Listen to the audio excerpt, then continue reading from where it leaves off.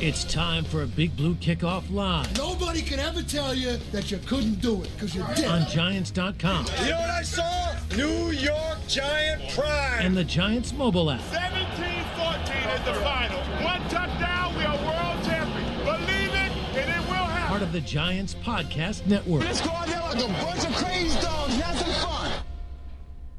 Hello, everybody, and happy Thursday. Welcome to Big Blue Kickoff Live, presented by Cadillac, the official luxury vehicle of the Giants. John Schmeelk, Jonathan Casillas with you in the Hackensack Marine Health Podcast Studio. Keep getting better. We'll take your calls at 201-939-4513. JC, 2-12 Giants, 6-8 Vikings. I don't think we need to dig into the, really nitty-gritty of this, because the game in the bigger picture of the playoffs is meaningless, because both these teams, the Giants were one of the first teams or the first team out in terms of playoff contention. The Vikings were eliminated last week at 6-8. So both these teams just playing for pride and playing for jobs. Yeah, that's it, man. And I've said this before, when it gets to this point of the year, all of the guys, you got to look at yourself in the mirror. You got to say, how long do I want to play in the league for? You got to think about that, because this league stands for not for long, and, they pay productivity, and that's where the big bucks are. And if you're not producing, if your team's not producing, then, you're going to have to start looking inward, maybe elsewhere. And for young guys on their rookie contract, do you show your team that you're good enough where they don't have to look to replace you next year? Yep. But the thing is, though, Schmeelk, they're always looking to replace everybody. Even if you have a secure person in that position, they're always bringing in younger guys, and then if you're on a contract year, but these are things that you need to think about, because, for years and years and years, you play football, then you get to the league. This is the business. This is the organization. This is what you dreamed of, but it's a professional business, and it's filled of a whole bunch of organizations that ran by a whole bunch of billionaires, and you have to factor the business side in at some point throughout your career. And for teams like this, it happens right now. This is where it's all right, was I giving my best effort throughout this year? Now I should do it selfishly for myself. And it'll help the team, but that's just how it has to be right now. Yeah, but look, I think there are levels of trying to replace you, right? You have we'll bring in competition. But then you have, we're going to spend the biggest chunk of our free agent cash on a player at your position. Or early draft pick. We're going to use a first-round pick at a player at your position instead of, say, a fourth-round pick, right? Mm-hmm. So there are levels to this, and I think as we continue to move on here, I think not that Abdul Carter was a guy that was a risk of being replaced next year, but he has shown, at least in his last game and some of his work habits the last 2 weeks, and Charlie Bullen said he's continued again this week, that you're seeing from him that, all right, now he's showing some of the promise we thought he had when we selected him third overall. Yeah, and that was good to see. It was good to see him bounce back. It's hard to do that in a year like this. Mm-hmm. It's hard to say, all right, I haven't been doing certain things well, or I haven't been playing up to my standard, and you start performing well. That's good to see from him. It means I think he loves football. He loves to play the game, out there, be a performer. And sometimes, you don't understand how important the little details are throughout the week. And it all shows up, though, Schmeelk. Yeah, and Troy Bowen said it today. He goes, sometimes these young guys don't know what they don't know. Yeah. And I think that probably applies here, right? Yeah. With Abdul, where, all right, I've always been the most athletic guy. I was still able to be a really good player and dominate. And maybe now he has learned that, all right, well, in the NFL, everyone's really talented. Yeah. Everyone's a great athlete. I'm playing offensive tackles each week. That would have been the best offensive tackle that I would have played in any one of my individual college seasons. Yep. And it takes more than that in the NFL to become a great player. Yeah, preparation is probably number one thing that you have to do. And when people say, oh, man, we got to have a good week of practice, it's not always about honing up your skills. It's about literally preparing for the team you're going against, right? These tackles, they study these defensive ends. They study your moves, and you might get one off, but they know it's coming. So what do you have after that, And he's a guy who has tremendous ability at the line of scrimmage, especially using his hands, his ability to bend. But these guys are prepared for anything that you have, but how do you get your edge on them, right? And that comes with preparation. You got to get off from a certain thing with the center with the ball, the tap of the guard. You see that from watching film. You know, you see tendencies, right? They get up on second and long and they hard count, so you're not jumping off sides. Those are the little things that truly matter, and that's what you do when you watch film and you're meeting with the guys and you're paying attention and you're there, you're locked in, and then when you get to the game, you're not thinking as much and you're just using your ability. Yeah. And he's phenomenal. He had a phenomenal game. Like one of the better games we've seen from an individual player this year. Run and pass. He was phenomenal. Two-way. Phenomenal. Correct. Like and to see look, it. he did it from different ways too, and I think we saw the Giants try to put him in different spots. We saw him win a couple times and have a couple tackles for loss in the run game, lining up over the center. Yeah, when as he a lined up over the stand-up center, guy. he just did whatever he want there. No chance to block him. He had one cleanup pressure, rushing off the left tackle. He drew a holding penalty off of Connerly. He won quick on the outside versus Connerly. He won on a stunt, rushing from that left end position, coming inside over the tackle who dipped underneath. So they used him in different ways, and he was able to kind of perform that way, which I thought was exciting. It was good to see him playing the ball that we all thought that he could play. Because at the end of the day, we found out about, the stuff that was going on internally off the field and stuff like that. And then you look at the numbers, right? He was sitting at a half a sack for predominantly the whole season and started getting some numbers. And then when he played that game, honestly, I wasn't surprised at all. I was just happy. That we saw a kid that was drafted so early that came in with a lot of clout and stuff like that. And you would see enough flashes where you knew that type of game was possible, and it was going to come at some point. And then the negative stuff that's been coming out of him in the last month, you know what I mean? It's just like, man, you want this kid to have a break, but it's like he's young. And I agree with all the things that Kafka was saying and Bullen was saying. He is a young guy. You do have to understand how the game is being played. You do have to understand that it's a business. And then it looked like he fixed it. It was only 1 week. Let's hope he can compound this. Well, and that's the thing. That's the question I want to bring you, because Dexter Lawrence said this after the game. They asked him, did Abdul Carter prove to you that, he could do the extra work and come out and play real well? He goes, yeah, for 1 week. Yeah. Anyone could do it for 1 week. Right. Yeah. But greatness means doing it every week. Yeah.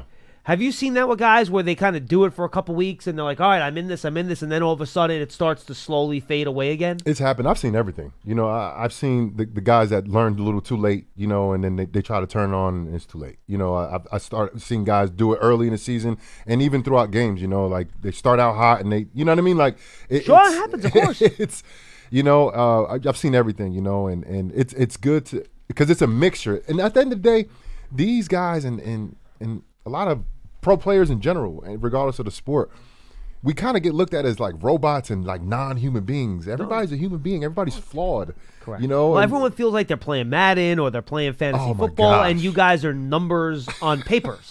I literally had a conversation. It was like, but he's so good on Madden. I was like, bro, what? Are you having a conversation about real football right now? Are you talking about Madden? Dude, but that's what people these think. are real people. No, these are people. Dude, there are people who think they can call NFL offenses better than Brian Dable because they're good at Madden. Because they're good. No, there are people that think this. Yeah. And look, they're genuine about it. They're not bad people for thinking right. that. But again, we go back to you don't know what you don't know. Right. You don't know what you don't know. Anyway, Go ahead. I'm sorry. No, I mean that was it. I'm excited though because look, this is the thing about the Giants, and in the last couple of years, Schmeelk, we've been talking about the Giants really not being competitive, especially in a division, whatever the case is. Couple wins, 3 wins last year, 6 wins the year before. And it wasn't really competitive in a lot of contests. This year, we saw a lot of competitive contests, but it's almost like it's even kind of like worse because it's like the Giants we've seen them beat 2 of the better teams in the NFL early in the season, and it gave us a lot of hope, a lot of promise. And then we seen the consistent malfunction of the entire thing. Like it's not one thing. It never was one thing. It never was just the quarterback play. It never was just the defensive line. It wasn't just the special teams. But at season's end, it's literally been everything that the Giants couldn't figure out how to corral. And at one point, everything looked good at one point. The defense looked solid at one point, maybe for 3.5 quarters. The offense, the offense was scoring first quarter touchdowns, which we haven't seen. Yep. Special teams were covering well, were kicking well, and then everything just fell apart. And it's like, guys, of course, everything. The head coach is fired, defense coordinator, another coach is fired. Like, okay, cool. But are you going to play some good football, guys? And that's where I'm at now. Can we do this, please? Because you're right. At points this season, we've seen good games where they've won.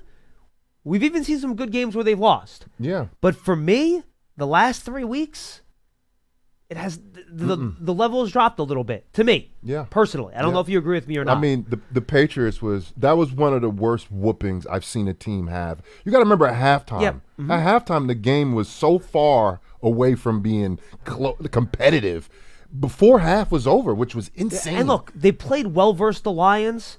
But I can't get too excited about a game where you give up almost 300 rushing yards. Yeah. I can't get too excited about that because that tells me the Lions would have done in that game offensively whatever they wanted to do. So the bottom line here, that you're right. They've played some close games. They've played really well against some good teams. No argument. They've lost 8 games in a row. Yeah.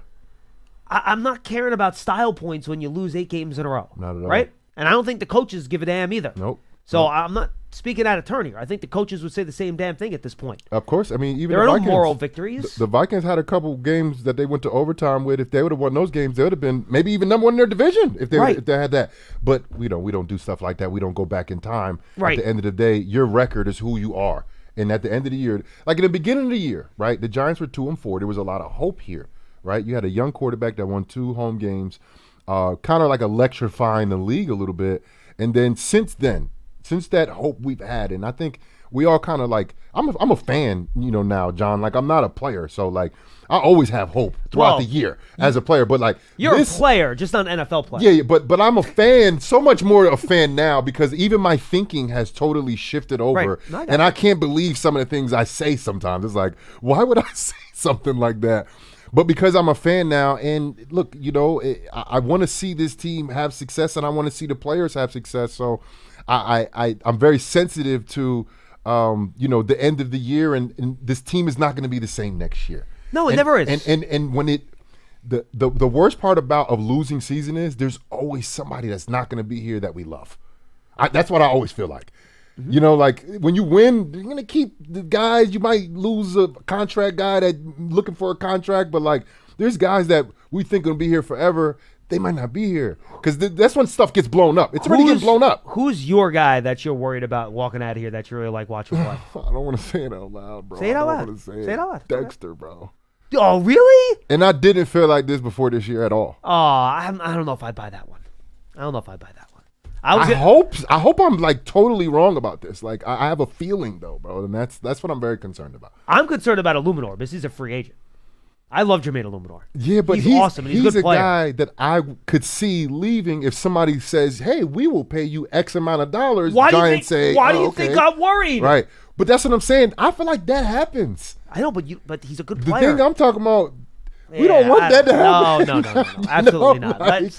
I'm not touching that. Right, I'm gonna knock on wood. Yeah, no. But he's the guy that I think of, and I go to this because. Now, keep in mind, this is just like a gut thing for JC. This is not any news from the builder. No, I don't know anything. I don't know anything. I'm trying to analyze what I see on film here, right? Because, and I had a conversation with Bellinger the other day. And I told him, it's a rough season, and I told him about my last year with New York, and I was a captain, and I was hurt, and then everybody got hurt, and people were like, "What's wrong?" I was like, "I don't know. I don't know what's happening." We had a great team last year, right? 2016, went to the playoffs. We swept Dallas. Like it was great. We lost one person on defense, Jonathan Hankins, and we couldn't stop a soul. We were not good at football at all in 2017. No, you were a bad football team. It was so bad. You're a bad football team. I'm just like, how did that happen? You get to this point of the year, Schmeelk, and you're just like, how did we get here? Like I feel like I'm giving my all, and it's a rough time of the year, man. And then I start thinking of, like that year, like I didn't get re-signed, like you know what I mean? Like it gets blown up. Mm-hmm. You know what I mean? Like after coaching change, right? It just happens that way, man. Hey, that's what losing does, man. That's why you gotta win games. Yes. That's why you have to win. That's why I'm nervous. Why do you think I brought up the 8-game losing streak? That's why you got to win games. All right, I got 2 more for you. We got a full bank of calls I will get to you guys. Yeah. We're in the Hackensack Money Health Podcast Studio. Keep getting better. All right, 2 more questions for you, JC. One, to the point I was making before. I'm going to ask you a little trivia question here. Let me see if you can answer it. Okay. How many teams in the NFC do you think right now have a worse point differential than the Giants? For the fans out there that know. In the NFC. Yes. I take point differential very seriously. I think it's even a better indicator sometimes than record as to what teams are good and what teams aren't. So how many teams in the NFC have a worse point differential than the Giants? I'm trying to go through the divisions. We can go through it. Do you think anyone in the NFC East has a worse one than the Giants? Scores in the NFC. You're correct. Does anyone in the NFC North have a worse point for differential than the Giants? If anything, Bears, it'll be Minnesota. Pack, do you think they do? I don't know. Probably not, though. I think Probably the not. Giants are the worst. NFC South, do you think the Bucks, Panthers, Falcons, or Saints, any of those Yes, four teams? one of them. Which team? New Orleans. Correct. Okay. Anybody in the West? Rams, Seahawks, Arizona. Niners. Do you think Arizona has a Yes. worse one? Yes. They're slightly better. Okay. So the But I Giants. was close, right? On the teams I thought. No, right? you got it right. Yeah, No, Giants, the second worst. Okay. So the Saints are worse than minus 106, 4-10. Giants are minus 96. And the Cardinals, you hit it. They're the Yeah. third worst, And- minus 86. And I owned that PFF. I was on it last night, and I saw the Giants have had a negative point differential for the last 9 years. It's hard to win. Even the playoff year was -6. Were The they playoff -6 in the playoff year? I forgot about that. Yeah. The last season was that 2016 season. So I didn't include the AFC because the AFC has a bunch of teams, and you could probably guess them. Yeah. Who do you The think? Raiders in for the AFC? sure. Raiders for sure. That's one. Who else in the Tennessee AFC? Yep, for sure. bingo. Yep. Who else? You're going. Jets. Yep, 3. Okay. You got it. Miami. No, they're actually minus. They're 6 and 8. Okay, They're only then, but minus I 3. didn't even touch the North. I didn't see Oh, Cleveland yeah. and Cincinnati. Wait, Which one? or both. Oh, Cleveland for sure. Because Cleveland Cleveland's for been sure. getting smoked, and Cincinnati they just got blown out. 5. Those are the 5 Yeah. AFC teams. They just got blown out. They are all in the 24-0, triple I think. digits. Jets are minus 121. Bengals minus 123. Browns minus 106. Titans minus 169. And Vegas minus 167.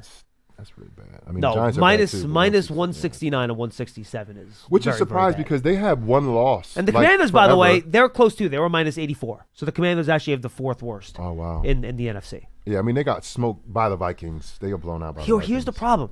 Blanked by the Vikings. Point differential gets killed when your defense is bad. Yeah, Because for you sure. give up a lot of points. Even if you win a game here or there, it won't show up as well. Well, JC, I mean, just during this 8-game losing streak, the Giants have given up. Do you want me to start from the beginning of the streak or the end of the streak? Denver is the first? No. Yeah. Is it Denver the first Denver's game? the first so that's game. So I'll 33 start there. points. They've given up. In one quarter, too. So They've given up 33, 38, 34, 24, 27, 34, 33, 29. Is that 31?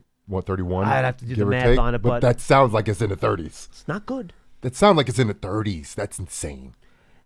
Some of those, That's now, insane. there are a couple special teams touchdowns in there, Yeah. in fairness. Yeah. But Overall, it's hard. It's bad. It's bad. You're going to have a bad point differential, Yeah. and you're It's going gonna to lose be hard a to lot win of games. Yeah, it's when gonna be hard to win games. can't When you give can't up. score. Dude, they gave up 30 points in 5 of the 8 games, and one of those other games was 29 points. I mean, in the beginning of the season, on. gave up 40 something Like to Dallas. you just can't give up that number of points. Anyway, Yeah. Issues on the punt return for a touchdown. You're my go-to special teams guy. To me, I don't want to just give the coverage a pass. Can't be doing low line drive punts down the middle of the field. Yeah. That's not going to work. Yeah. And that's the problem. It's not just one thing. Like it's like, oh, this guy missed a tackle here, and then that created. No, it's a combination of things. You know, not having healthy kickers and the special teams guys. You know, and that's been one of the things the Giants have struggled with throughout these last 4 or 5 years, and it sucks because some of it is like almost like fluky stuff. You know, like it's like the Giants can't catch a break. You know, and the coverage units aren't helping, you know, because it's been kick return and punt return. They've been giving up. It's kind of consistent because the thing is, the NFL has kind of taken away the kick return, punt return, not punt return, kick return, kickoff type of situation.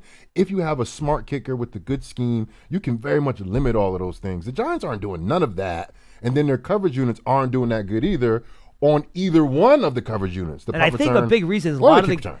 they've lost a lot of guys off those special teams units because they've had to elevate and To do stuff starters, on yeah. defense. Yeah, Correct. but that goes to show you the Giants don't have the depth to really compete, you know, and the Giants have been swept by the Commanders for the first time, 2 years in a row now, and this was a team that the Giants used to kind of hang at least one win on in the division, you know, and now They did beat the Eagles once this year. They did, but again, I go back to this conversation about, and this is kind of trumps. It doesn't trump. It kind of has to take a step back to the overall record. But the Giants again haven't done well in the division. And Schmeelk, I've been working with you for 3-4 years now, and that's something. No matter what was going on, 2022 season, I still said this is a problem that the Giants aren't competitive in their own division. Because if they do the same stuff again with a 1-4-1 or a 1-5, whatever it is, dude, that's where it starts. You have to start with being competitive in your division.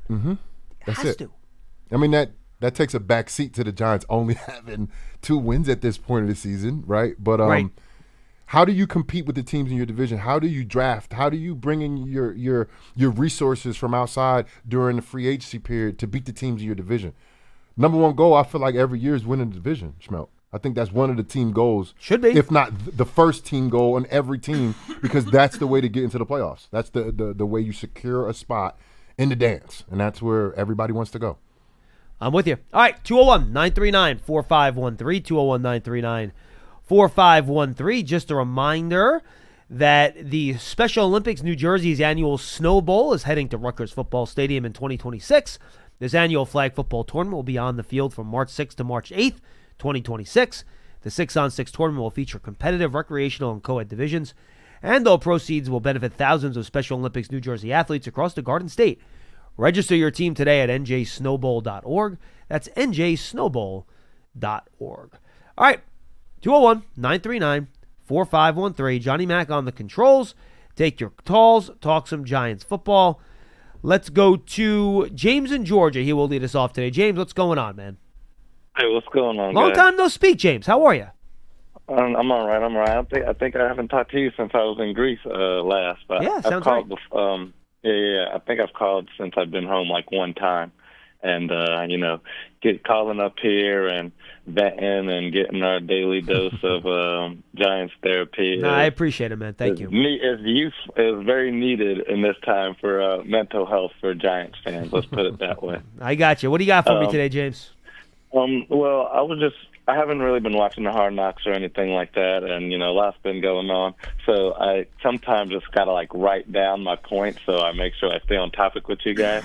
So I'm gonna keep it to what I was thinking about just recently on the job search, and how everybody's like, well, this isn't a desirable job and all.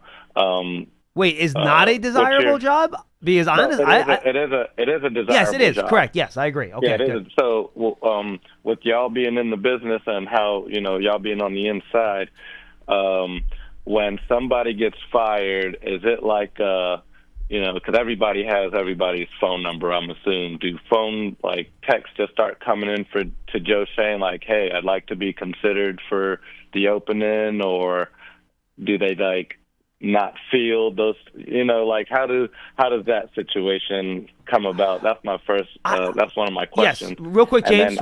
James, James, real fast. We can answer that first.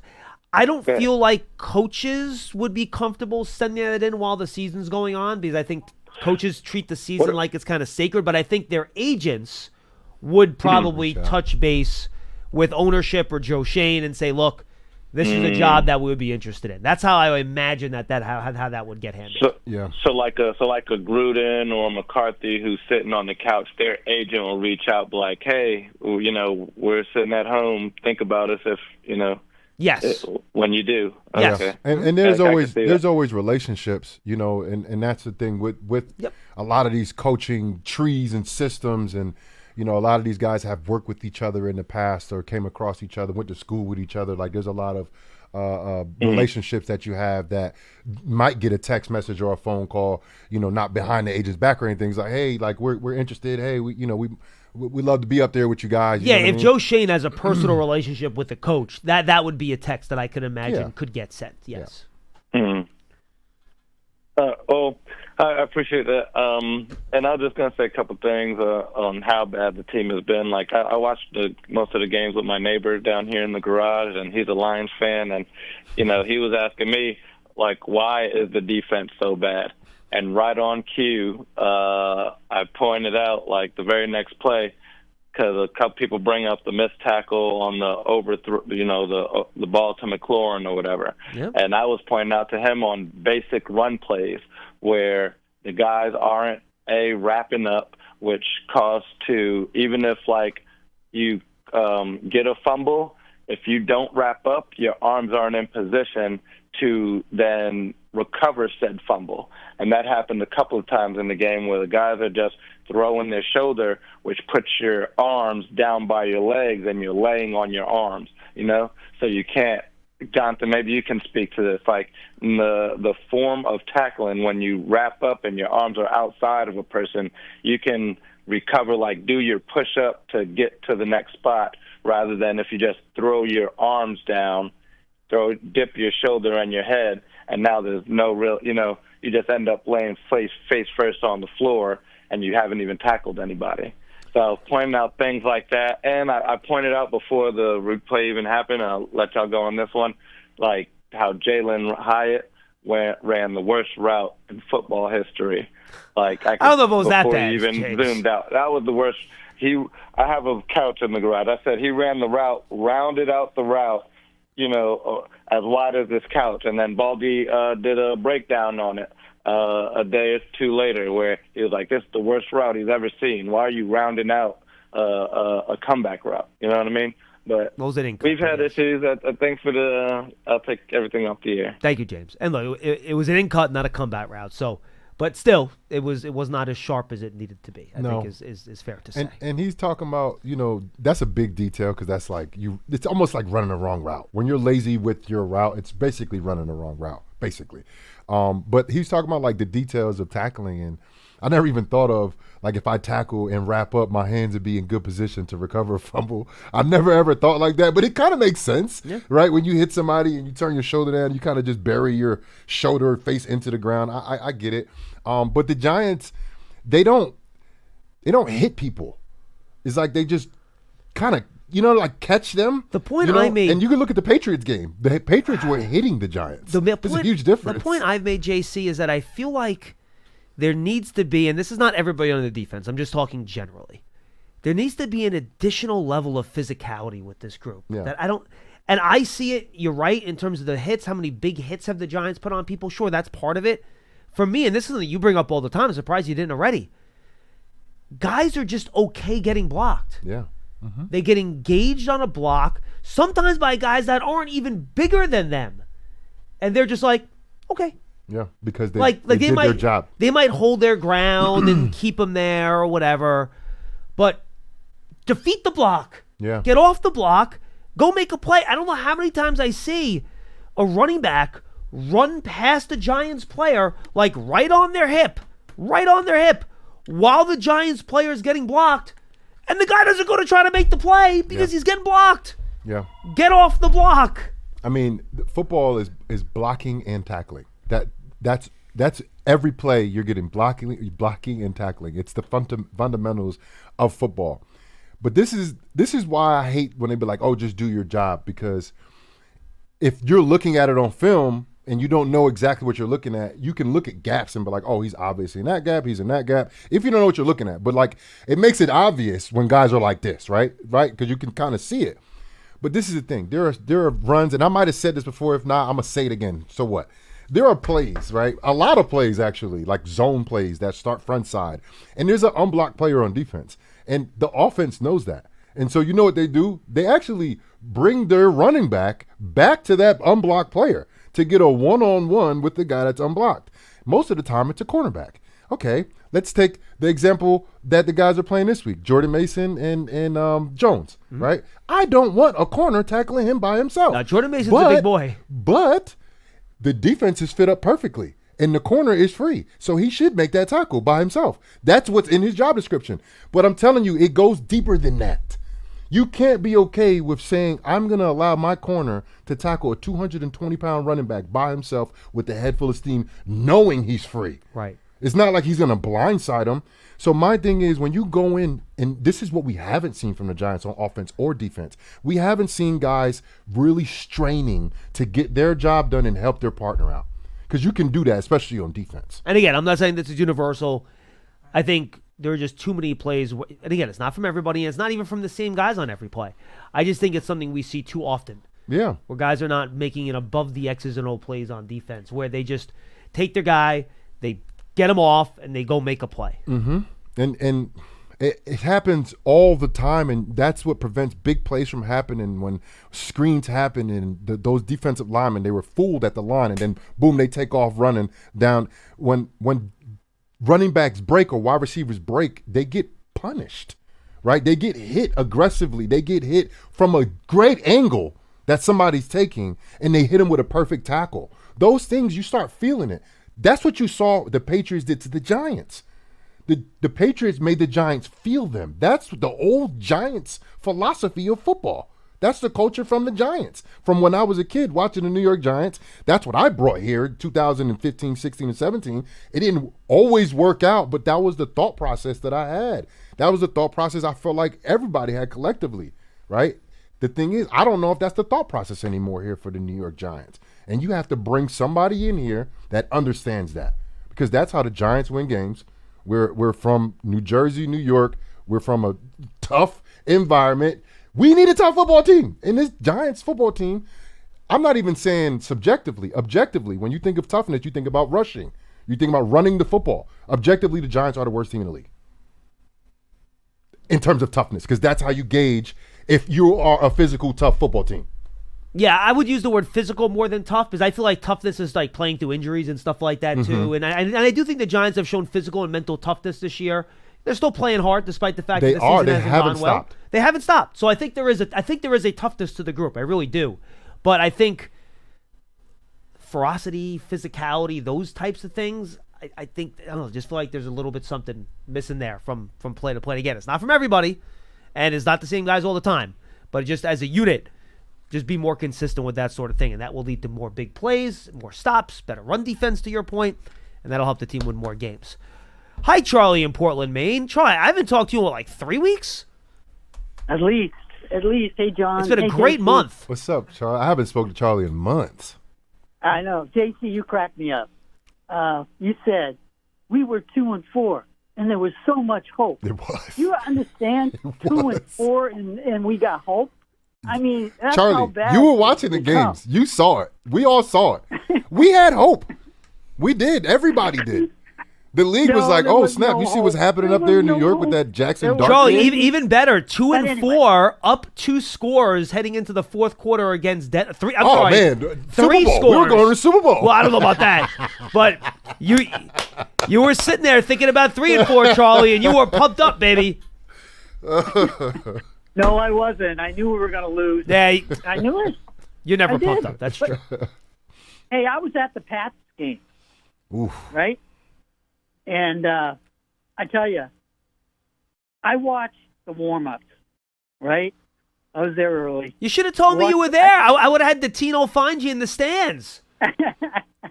I was on the Patriots side because my friend got the tickets, but I had good seats, actually. But, hey, I had my radio ID, and I almost got on the field. It was so close. One guy let me on, and the other guy kicked me out. But of course you tried to sneak on. That is the least surprising thing I have ever heard. They recognized his voice. That's what it was. When they were warming up, the Giants, right? You got Winston running around, screaming his head off, playing the cheerleader. You got Dex doing his dance. You got this other guy, Nacho, looking for the microphone, right? And then you saw the Pats. They came out, it was all business. Nobody's showing off. Nobody's looking at cameras. Nobody's, like, high-fiving all the fans. They just came and did business. They practiced. They worked whatever they needed to work at. I looked at that and said, we are going to get our asses kicked. And we did. And that punt return was electric. The guys beside me, Patriots fans, knew he was going to go all the way. Nate Jones is a good player, man. No, I mean, it was just like, and then Dart. Playmaker. Dart will not last in this league. He is going to be RG3 2.0 if he doesn't wake up. He didn't need to take that hit, but he's not very smart, and he got walloped. And it was a clean hit. There was no, he didn't hit him in the head, nothing like that. So, I mean, it was like Pop Warner playing the varsity. That's what that game looked like out there. That looked bad, Charlie. No one's going to argue that the Giants were thoroughly outplayed in that game. was rough. And then the next game, right? It's just slow the roll, and you guys did a little bit on Carter. I mean, you can't tell me Washington's got this greatest offensive line and greatest offense in history, right? They don't. So Carter played well against a bad team, right? I think he was going up against the second or third tackle. No. Connolly's a starter. They were both starting tackles right in there. It's okay. But somebody went out and there was a second string. Oh yeah. You know what? You're right. Tunsil left for a time in the middle of the game. That is true. Did You're right ever about say that. Yeah, why Wiley he came did. out the game? I think shoulder He was just out. Yeah, it was the shoulder. I think. Yeah, shoulder. it was. But the point I'm making is that Minnesota's offense, it's the offensive line and offense is a lot better. Well, Charlie. The thing is that we have to see if Christian Darrisaw plays. Because right now he didn't play last week. He's going to be questionable probably. So that'll be a big factor as to whether or not they're full strength. Hey, they scored 30+ points. He didn't play last week either. Yeah, that was Dallas though. Dallas's defense stinks. Yeah, well, ours isn't very good. You can't say. Yeah. I mean, we've given up 30 points. Just like you said, 30 points. It's fair. We're not good. We're not good. I said this a long time. I said this in April. I said it in May. I said it in June. I said it in July. I said it in August. I said it in September. Is this the Charlie victory parade? Is that what this is? Hey, Charlie, if you enjoyed watching the Pats warm up so much, have you considered switching allegiances and calling up the Patriots Daily Show instead? No, they're probably never. Gonna be good for a while. Hey, look. We don't need you over here, Charlie. That's what I'm trying to say. Get out of here. Nah, I love Charlie. Charlie's great. Yeah. I've been a Giants fan since 1956 when I was 6 years old. All right? So I've seen the worst, I've seen the best, and we've seen the worst. And all I know right now, going through all these years, we're in a quicksand right now. We are in a really bad position. I don't see us getting out of this for probably another 4 years at least, because I don't think Dart's the guy at all. I don't think he's going to last in this league because he's not smart enough to stay healthy, and there's nobody in this organization unless a new coach comes in and says, you're not playing until you protect yourself. That's the only way he's going to do it. So I see bad moon horizon here. We're not getting better next year or the next year. It's going to be 2028, 2029 before we do anything. And the thing is, you're saying we got to win our division. How about stopping the run? How about trying that? No, that's Maybe fair. you can win a few games if you can even do that. And until we can do that and actually run the ball when we need to run it, like when we're on the 1 yard line, first and goal, whatever it was, and we go 4 plays and we can't get in the end zone, I would have ran it 4 times. We should have been able to make that. No, we passed it because we can't run and we can't stop the run. Charlie, until we do those two things, we're not going anywhere. Do you own a Grinch costume? This isn't about Grinch. This is about facts. I'm not making this up. I didn't say you were making anything up. I just asked you a question. Do you own a Grinch costume? No, I don't. I feel like you should. I feel like you should custom make a Grinch costume, but it's Giants colors. And you can be like the Giants Grinch, and you can walk around and you can wear it, and you just complain about what you don't like. And now look, Charlie, I'm not even arguing with a lot of your points because they're fair. But I think that would be a fun persona for you, to be honest with you. I like that too. And Charlie, question: when you talk about Jackson Dart, and you said, well, you don't like him, but is that because you think he's going to get hurt? That's why he's not going to be able to play quarterback in the football in NFL, or you don't like the way he plays quarterback position now? Like he's not good enough. I don't think I think it's a small sample size. I think he's inconsistent. He's done some good things and he's done some bad things. And he doesn't take care of himself. He plays hero ball. He thinks he's still playing high school. And I'm going to be aggressive. And everybody on the sideline, the coaches, I don't want to take his aggressiveness away. Fine, then he won't have a career. How about that? Yeah. Wake up. I just don't think he's the guy. I think because, first of all, I think he's a tremendous passer of the football. But this is what I think he does. Like, his risk assessment is right. It's like, I'm not going to put the ball at risk, but I'm going to put myself at risk because I want to protect this team. I want to play hard for this team. He doesn't want to turn the ball over, right? But he hasn't really put the ball in harm's way. No, he hasn't. He's thrown like picks for tips and like people he hasn't seen. No, and he will throw the ball out of reach before he puts the ball in danger of being picked. And I get that. I'm trying to get like I'm what trying his to make mentality sense is, right? of Yeah, no, this I got you. season. So I got you. I've came up with different scenarios of what guys are thinking, and you know what I mean. But I truly like this dude. Like I really like him, and I don't want to change the way he thinks. I just need him to shift the risk assessment. You just want to turn the dial a little bit, like, right? Throw an interception instead of getting hit harder. You know what I'm saying?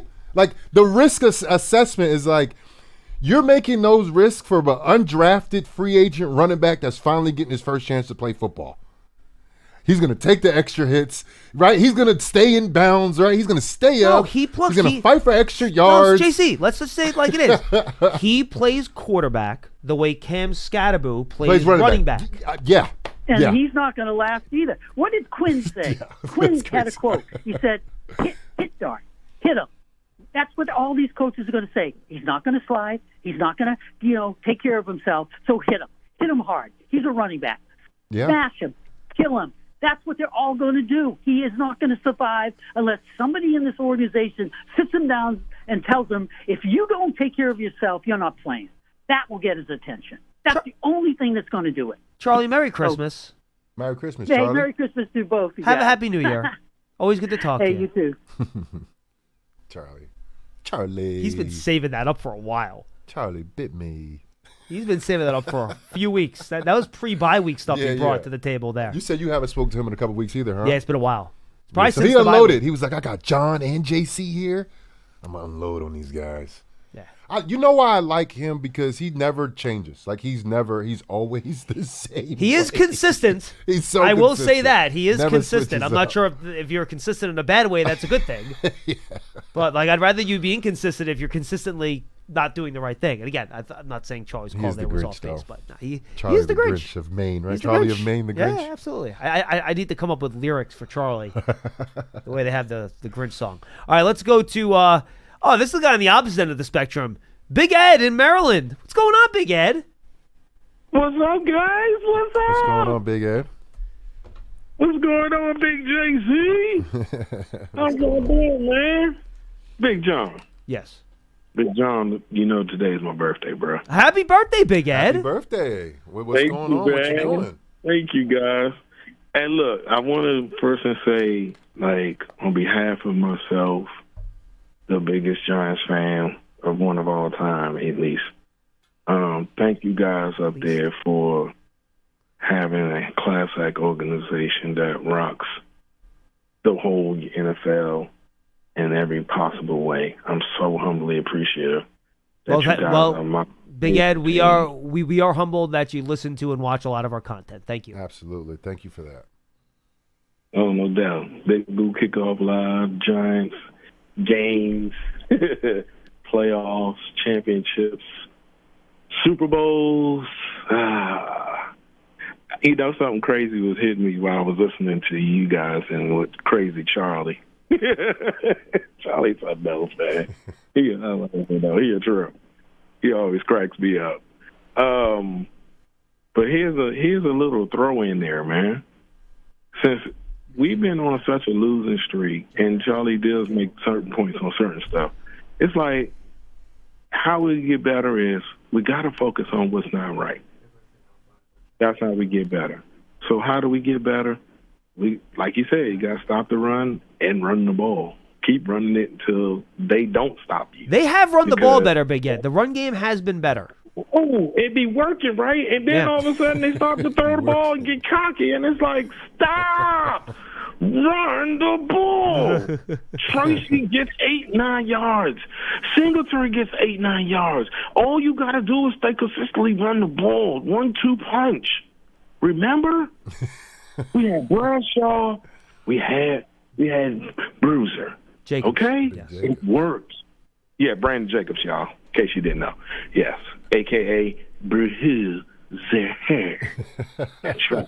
That's my Jim Perry way. But, yeah, man, run that ball, man. Take the pressure off it opens up that play action. every single time, especially with a big tight end going down the middle. Maybe that's Bavaro, or maybe that's Shockey, or maybe that's Theo Johnson now. That always seems to work. Bill Parcells did it with Bavaro. Coughlin did it with, what's it called? Shockey. Yeah. So there we go. And then it's like, look, oh, no, Jeff, my man, good coach. This team is going to the playoffs. Oh, man. Yeah, I was feeling it at 2-4, but I feel like if I come up there and sit down with the guys, figure out that game plan, because if it serves me correctly, I said something about mistake-free football. Why we beat Philly with no penalties, no turnovers? That was the best game of the season. Hey, Big Ed, the only 2 games the Giants have won were the 2 games where there were +2 in turnover margin, the Eagle game and the Chargers game. Right. But that Eagles game particularly, we played mistake-free Yep. football. Clean game. You got it. And Brian Dable was the coach. Yeah, so but it makes then me feel like, okay. But then, unfortunately, Big Ed, there were a lot of key. games after the Eagles game, which did not quite go that way. I know. And that's why I didn't understand. Why didn't we stay consistent with that? When we played that mistake-free football game that Thursday night, it really catapulted us in a whole nother way. But I feel like the pressures and the entity of being in the city and everything on it made it feel like something else. So it made it feel like, nah, we ain't going to get back to that level. Or did somebody key person get hurt? I think that might be it. So since that happened, then we ain't been straight since. All right, Big Ed. We got to run, bud. I know. Thank but, you. Hey, guys. I Happy love you birthday, guys, buddy. Man. Tell Paulie he owes me, and I love him anyway, but he still owes me. All right, appreciate it, Big Ed. Thank happy you. Happy birthday, happy holidays. Hey, look, and here's the thing, though, and I say this all the time about players and teams. Anyone can do something once. Mm-hmm. Bad players do really good things for one game. Happens all the time. Yeah. You've seen it. You've seen players that you're like, I don't know how the hell he did that for that game. Yeah. But then he goes back to being who he is after that, right? Like, it happens. Yeah. That's what makes good teams good teams. They can play their best ball consistently, and it doesn't just show up once or twice a year. And when it counts, too. Correct. And the Giants have just been on the opposite side of that, because we've seen great plays from really good players for the Giants, but man, time and time again, it's what's his fourth quarter double-digit leads that the Giants lost. Like, that's insane to say out loud. They had the games in the bag 5 times, by a double-digit lead, especially if you have the ball with a double-digit lead. Like, your percentage of winning is over 90, if I'm not mistaken. Like, every one of those games, it was like a 90%, 95, 96% chance to win. And that team usually wins. That's why it's so high. Like, the statistics are right numbers. Those are correct numbers. John knows the Giants his math. are on the 4%, Yes. 3%, 2% side. Like, they're doing things that just you know what I mean? And special things in a bad way. But it's right. It's because the details are not being paid attention to, right? Mm-hmm. At this point of the season, one of the operations throughout the game, whether it was offense, defense, or special teams, ends up being horrendous at one point of the game. Or in some games, season. like the Patriots game, all 3. All 3 phases. Yeah. At one point, it's never like, oh, this unit was solid, and one unit stunk. Like, it's always like, and the Giants never found out how to be winners this year. And I mean, the culture here for the Giants, it's been, and I hate to say it, but you got Slayton, Andrew Thomas, and Dexter Lawrence. Those are the 3 longest tenured guys here, if I'm not mistaken. That sounds right. They've won 9 games once, and everything else was 6 wins and less, if I'm not mistaken. I don't think they had another I believe that's correct. season. It was a couple 6-win seasons, a 3-win season, a couple 3-win seasons. They don't know how to win. Even the captains and the guys that have been here the longest. Is that a thing, knowing how to win? I believe so. I came in the league 13 straight wins as a rookie undrafted, and then the following season went to the playoffs and then the playoffs again. I came in winning, and I heard from other guys that weren't in winning cultures that you're so lucky that this happened. Like, this does not happen. So I was kind of like told, like, bro, you're so lucky. And then I went to Tampa, and then we lost the first 2 months of the season. We didn't win a game. So like I immediately saw that, and I was like, oh, okay, I could see the difference between the two organizations and locker rooms. You could. I could see it was a huge difference. And then I went to the Patriots, and I saw another winning environment, so much different than New Orleans, but similar in terms of structure, discipline, and professionalism. And I just don't see that from what I'm seeing on film. I don't see like professional football players going out there and being professionals for 4 quarters. Because you see it for 3. Yeah. Coach Marvin, I'm not going to be able to get to you today. I apologize. Call back with Sitak and Datino tomorrow. I apologize. I got to get out of here in a few minutes. I got to pick up my kid from school and get back here to interview Tyrone Tracy. So, sorry, Coach. Call Matt and Paul tomorrow. We'll get to you. Let's wrap things up with Marcus, California. He's been holding the longest. Marcus, what's up, pal? Nothing, man. I just wanted to say that Jonathan hit it on the nail, dude, man. Like, I'm so scared they're going to trade Dexter just like they did JPP and Odell Beckham Jr., man, and it sucks to see our favorite players go. Drops in the end zone, again, those suck. Giving up touchdowns on 3rd and 20 kind of sucks. And then seeing little Jordan Humphrey making plays all over the field for Denver last week sucked. So, anyways, love you guys. Hope John Mayer's doing good. Merry Christmas, and special Merry Christmas to Charlie, man. You as well, Marcus. Merry Christmas to you as well. Well, that was succinct. Yeah. What is the update on John? I haven't heard news from the initial announcement. There hasn't been any other published news. Okay. Yep. Yeah, I love John. He's the best. Yeah, he's the best. And I've thoughts and prayers, of course, with him from us as well. For sure, man. But okay, I don't know if we're going to talk again before Christmas, JC. What are your Christmas plans? I'm sorry, Coach. I hosted Thanksgiving. Had a lot of people over, and I don't think I'm hosting Christmas. I think we're gonna do something really small, intimate. That's a good thing. Maybe 2 or 3 people involved. My daughter, my girlfriend, and that's it. And your dog? That's it. Yeah, dog's in Florida. Oh, okay. He's getting trained. I had to. You had to finally bite the bullet on that. He's something else.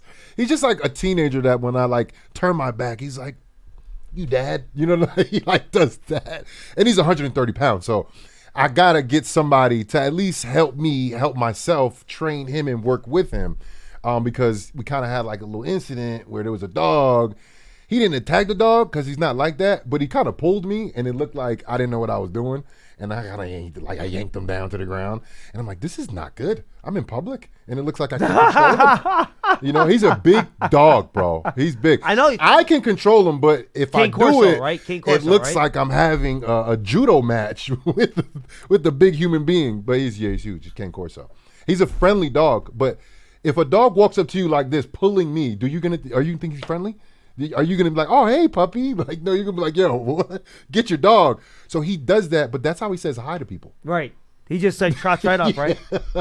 like, hey, what's up? And it's like, what the? Because he's huge, bro. He's a big brindle dog. And he doesn't look intimidating because I didn't cut his ears like a lot of people do with Cane Corsos. But you see him, like, see your dog, and he, like, goes like that. And he gets excited. Because he's still intact. Mm-hmm. But that's all. He just wants to say hi. And the only times he's ever been aggressive is with me because it's like I'm his dad and it's like I'm disciplining him. So he's like, I don't care, Dad. You know what I mean? I'm going to do what I want, Dad. You know, but everybody else, he loves. He loves people. He loves dogs. But him saying hi to them is like, he looks like he's going to eat them for like 5 seconds. So I was like, you know what? Let me see if I can have somebody help me with this. I think that was probably a good idea. Yeah. Yeah. He's a great dog, though. He's super sweet. But, yeah, maybe I have to chop him. That might have to be something I do, you know. He's a great dog, though. I keep saying it over and over again because he's so good. He's such a sweet, like, princess of a dog. Nothing makes dogs happier than being trained and knowing what they're supposed to do and how they're supposed to do it. Absolutely. So, that's a good thing. I don't think I did a great job at that. And I tried twice a day. I know you did. With this dog. We've talked about it. Yeah, but we took a nice little road trip. I drove down to Florida, to Tampa, Florida. Yeah. So that was interesting. Did it in 2 days. Stopped in Fayetteville for a night. It's about halfway. Got caught in Baltimore. Got caught in D.C. traffic. And then after that, it was smooth sailing. But, yes, Rod, you ever took that drive before? I have not. Yeah. It's okay. I think Virginia is the longest I've driven down. That's a straight shot, right? Yeah. Straight shot. You can straight shot 8 hours. Yeah, I could do that. I could do 2 8 hours.